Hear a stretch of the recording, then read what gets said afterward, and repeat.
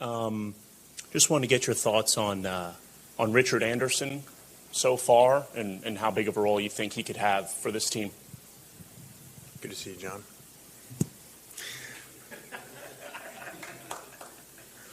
Following me around. That is true. You're all right. I'm following you. Trying to remember. I feel like John made an announcement I was leaving one time when I really wasn't leaving and set the world in previous place in arms. Inside sources, yeah. Anyway, Richard Anderson. Phenomenal prospect. You know, this guy's going to be a great player. It's just a matter of time to when that happens. And love how physical he is. Love how hard he's worked early. You know, again, these guys really are seniors in high school. We just, over time, have changed their enrollment, you know, for so many guys to come early. So he's doing a great job. Got a little banged up and played through it Saturday, which was good. So we're really excited about him. Very well coached. Yeah, Coach, just a two-parter on Sam Leavitt, if I could. Just wasn't out there today. It looked like he had some kind of small procedure done on getting the pins out, I guess, of his leg. Just maybe when you guys might expect him to get back on the field. And then just, I guess, the experience that he has as a two-year starter now coming in, and just what kind of benefit does his experience and his performance, having played in a playoff game, been, you know, what does that do for you guys within that room? Yeah, you know, none of these are surprise. You know, this is the timeline we expected, and had the screw removed yesterday, and everything went well. You know, it was something that going into it we were going to know that, you know, it was going to be unfortunate. He was going to miss spring a lot of it, but that was going to allow the other guys opportunities, and just kind of looked at things. You know, I just feel nowadays, you know, it's a little easier to play quarterback than it used to be years ago as far as how long you've been there. If you look around the country, people transfer and go play at new places, and look at the previous place we were at. The guy didn't get there till the summer. So, you know, kind of that went into the decision where I feel like years ago you've been really concerned that the quarterback's going to miss your spring. He's done a great job mentally in the meetings and walkthroughs and able to throw some individual before this procedure. Coach, you've had great success, Lane, running the football the last 5 years. Can you talk about the job you have with your O-line, your running backs? LSU last year, 10 rushing touchdowns, 104 yards a game rushing. Can you talk about the job to establish that complementary run game that you've had the last 5 years? Yeah, that's a really high on our list. Very big challenge to get that fixed. You know, and that takes a lot of things. It's a system thing, it's a personnel thing, and so, you know, getting here and going to work on that. And I just don't think if you can't, you know, in my opinion, you can't run the ball, you got problems, not just offensively, but as a team. It's just part of your personality. And so we've always really stressed that. Over time, we've run the ball as well as anybody over the years, the last two places we've been. So, and it's looked different with different types of running backs. So that's a really big challenge for us right now, like you alluded to, major issue last year and really for a few years here. And so that's high on our list because it sets up everything. Everybody knows that sets up throwing the ball and play action, but to me it sets your whole team up. Coach, two questions. One, with Gabe Relaford out, who does that not open the door for, but give an opportunity to with some extra snaps they might not have been getting in spring? Yeah, I think guys have done a good job. You know, we've moved people around a little bit, and today in our third down package with different rushers and things, and you know, Lamar will be here, which will help too at that spot. And so we'll just look at different options. And then with the portal, I mean, you said 40-plus guys. Are there guys that you've seen through a few weeks that you or the staff are like, hey, these guys are maybe a little bit better than we even had on our eval of them through film? Well, a lot of that's offensively. I mean, really almost, just think about it after the scrimmage Saturday, I mean, almost the whole offense, I should know the percentage, but I don't, you know, is new at so many spots.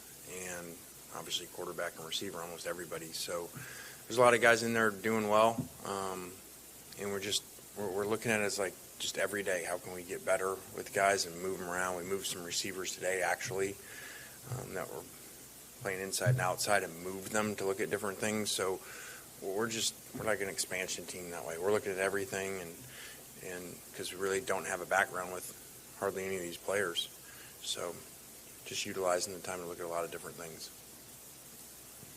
Just a couple of house cleaning things. You announced the coaching clinic with Marshall Faulk today. I guess just how much do you have your coaches teach at the clinic, and then what's it like? Do you have a relationship with Marshall? Our coaches will be there. They'll have breakout sessions. I'll speak. Coordinators will speak. General manager will speak. This is critical to me. Being out and around. There's great football in Louisiana. Obviously, great players. But I've said before, I love the way that the people in Louisiana are, but then when you get to football, the way that the coaches are and how much passion that they have and the players. So I've really challenged our guys to have a phenomenal clinic, spend time extra with all the coaches and breakout sessions of position groups so that we can help make the state better. I really didn't know Marshall. I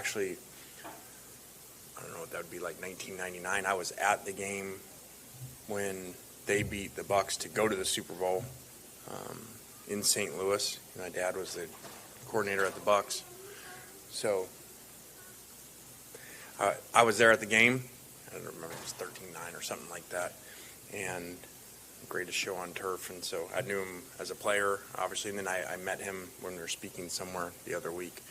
So I'm excited for him to have this opportunity, and some of his staff was here today, and just trying to help them any way we can. And then I noticed Jamarcus was at practice today. I guess is that a conscious effort for you to get some of the older players back in the building, and how has that been progressing? Yeah, our building's open to former players and talked to a number of them. Some have come around. I've reached out to others to make sure that they understood that. This is the place they put together and built. So it was really neat to see Jamarcus. I had missed him. He was here one time when I first got here, but I missed him, when he was up here visiting. So it's great to see him. It continues to amaze me at life that you think you have your life figured out when you're younger and you have no idea what's going to happen. And I was just thinking when I saw him today, and then I sent T. Martin over to him today, and I'm like, who would have thought, I don't even know, it was probably about 18 years ago or something like that, when he's the number one pick at the Raiders and I'm the head coach, that years later, it's actually the only time I've ever been in this building, was for his pro day. And 18 years later, I'd be here and T. Martin be here and Jamarcus would be walking up. So you never know what's going to happen, but it was great to see him. One quick follow-up about Richard. Based on, I know you talked about him being such a great prospect. Based on, what you've seen in the spring and his size and physicality, do you view him as a guy that could potentially make an impact for this defensive line this year right away? Yeah, I do. We're not very deep defensive line. That's why it was really important to bring in portal guys, but then also, sign the high school guys that we did. And so there's very high expectations for him and the others. Coach, with the offensive line, just exactly what are you looking for in terms of evaluation from that group this spring, and maybe how many spots on that group are up for grabs, starting spots? Yeah, obviously a lot of new pieces there, with guys coming in and retooling that room.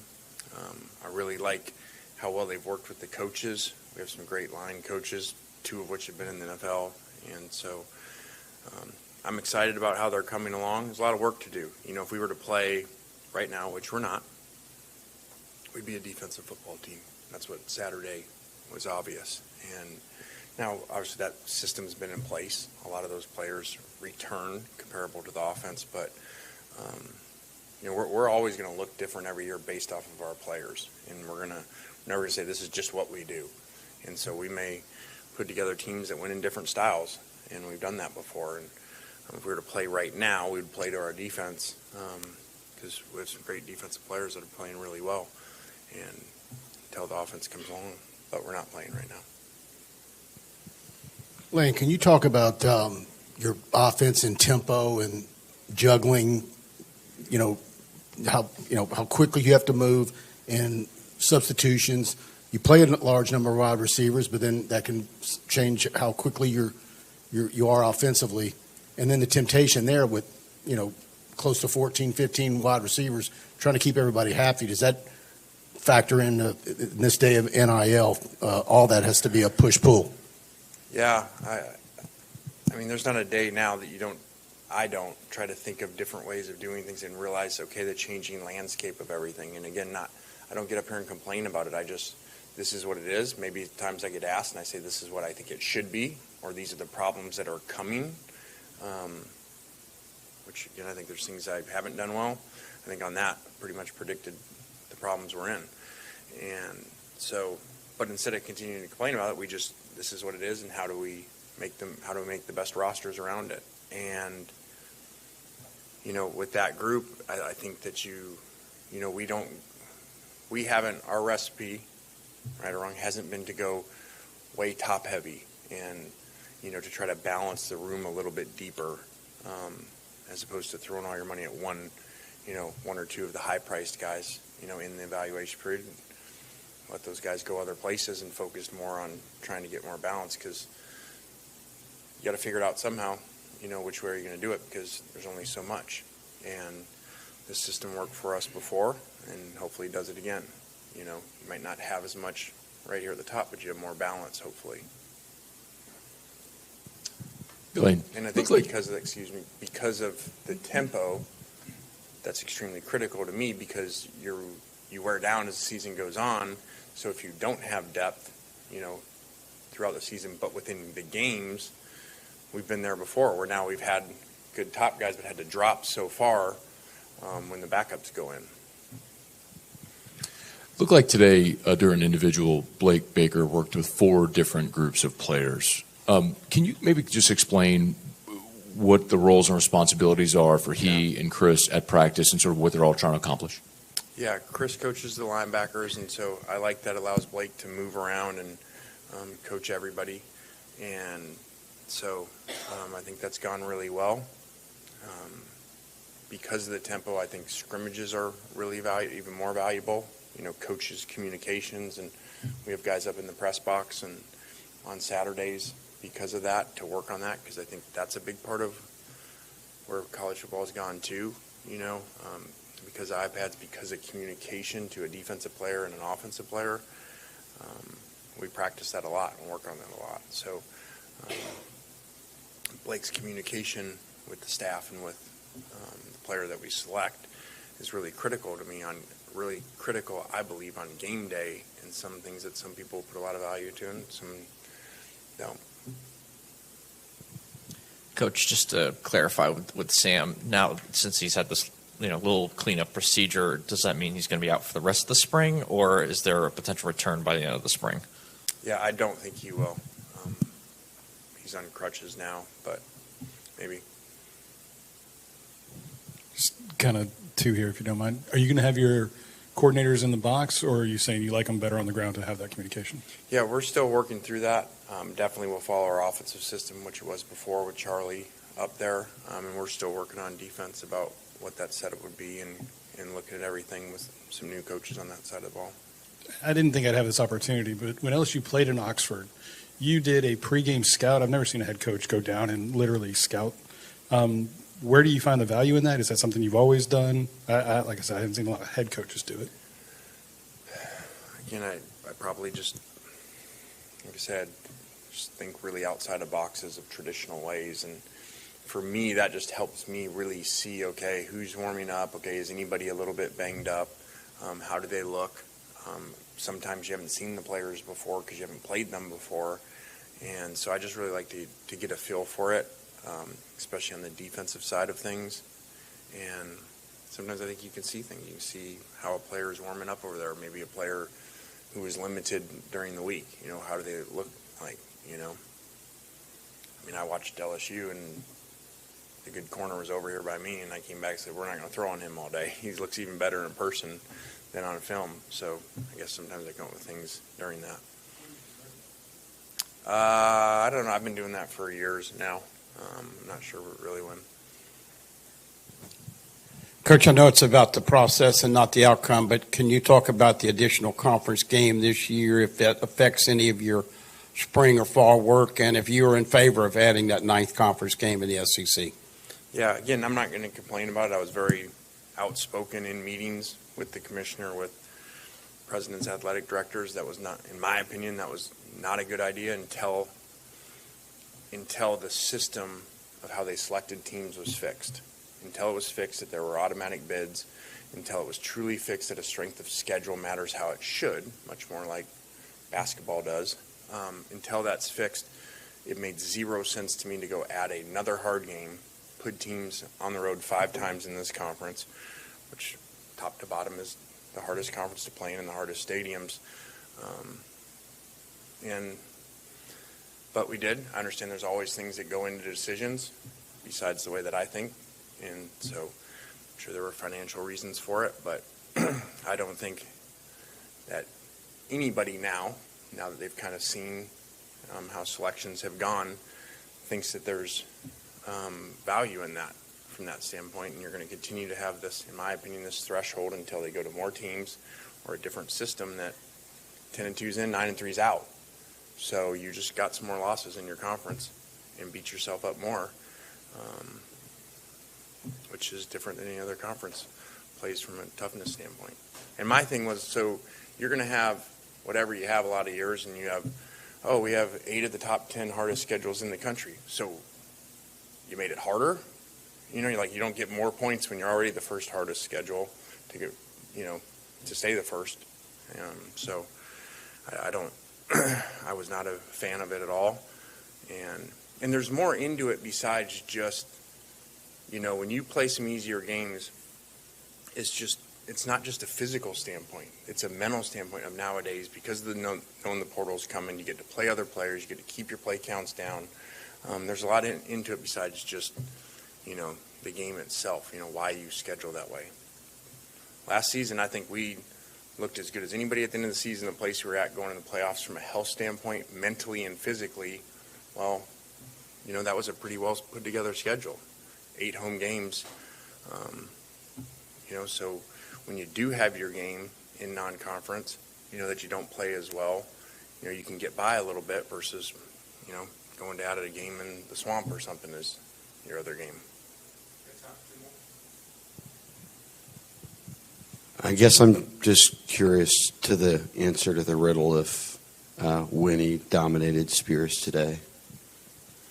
Yeah, that came out last night because there was a question on matchups and game planning and stuff, and so the slot coach said that Winnie was going to, dominate Spears today, and so sometimes we just post those things for motivation, to get guys competitive, and so I think they went back and forth today in the initial drill. Winnie won, and then Spears got him later on. So that's all we're trying to do: create competition, create reasons for people to be motivated during practice to have the best practice they can. Last week, they said they're becoming acclimated to how hard you're working them. They're tired. How do you see that process going, and your strength and conditioning, and where do you want to see them in August from this point? I think they've done a really good job. I mean, guys are up here all the time. Walking at 9 o'clock last night, and there's guys out there doing one-on-ones on their own and stuff. And so I do like that. Now it's early, and I tell them it's easy to do that early.